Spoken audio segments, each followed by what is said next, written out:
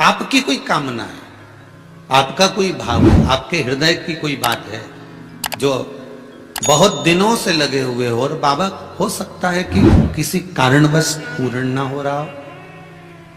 कई लोग कह भी देते हैं गुरुदेव, कोई कोई कहते हैं, जैसे आज कोई कह रही थी बच्ची कि मैंने शिव महापुराण में पशुपति व्रत सुना और उसको करा, उसका लाभ मुझे मिला। मेरे पति ने भी करा, उसका भी लाभ मुझे मिला। पर एक काम गुरुदेव ऐसा अटका हुआ है कि वो काम हम करना चाह रहे हैं, व्रत भी कर लिया, अनुष्ठान भी कर लिया, पर फिर भी वो व्रत के कारणवश भी वो कार्य नहीं हो रहा। तो समझना कि कोई कार्य बड़ा भारी होगा और बाबा उसको कर नहीं रहा है, या कोई काम अटक रहा है। तो हमने पहले भी कहा, ये बीच की जो पत्ती है ये देव अधिदेव महादेव है, ये ब्रह्मा, ये विष्णु।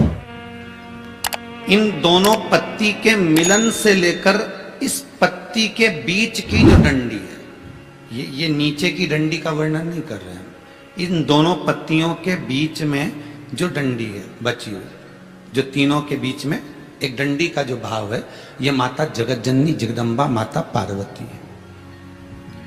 इस डंडी के नीचे का जितना भाग है ये 33 कोटि देवताओं को दर्शाता है। बेलपत्री के नीचे पिछले वर्ष की श्रावण की कथा यदि आप निकालेंगे और उसको पेज पर जाकर आप सुनेंगे तो आपको प्राप्त होगा कि उसमें भी कहा था कि जब आप पशुपति व्रत कर रहे हो या कोई नियम धारण कर रहे हो या कोई आपने नियम उठा रखा है और वो कार्य आपका हो ही नहीं रहा, आपने 2 बार पशुपति व्रत कर लिए, आपने ये कर लिया, आपने प्रदोष कर लिया, आपने सोमवार कर लिया, आपने सारे अनुष्ठान कर लिए, बहुत सारे उपाय भी करे तो भी नहीं हो रहा है, तो इस बीच वाली पत्ती पर शहद लगाकर बाबा का जो शिवलिंग है उस शिवलिंग को इसको छुआ दीजिए या उससे चिपका दीजिए और उस पर अपनी हथेली रखकर कामना कर कर वापिस घर को आ जाइए।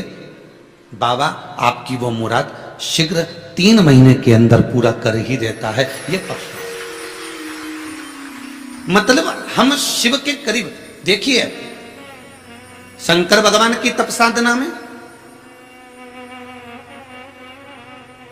कामदेव पर दृष्टि कब पड़ी?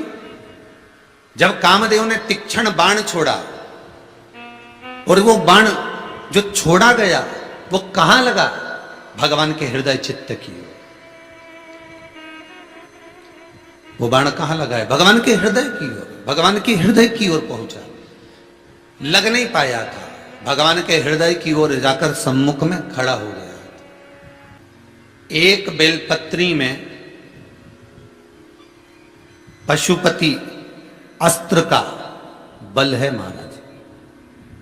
किसमें? एक बेलपत्री में पशुपति अस्त्र का बल है। और आपको मालूम होगा कि पशुपति अस्त्र केवल कुछ ही के पास में थे। एक मेरे राघव जी के पास, राम जी के पास था, एक मेरे कृष्ण के पास था, एक भगवान विष्णु के पास था, एक परशुराम भगवान के पास था। श्री शिवाय नमस्तुभ्यम। गुरु जी के उपाय बताने की कोशिश कर रहे हैं। अगर गुरु जी के उपाय अच्छे लगे हो तो चैनल को सब्सक्राइब जरूर करें। धन्यवाद।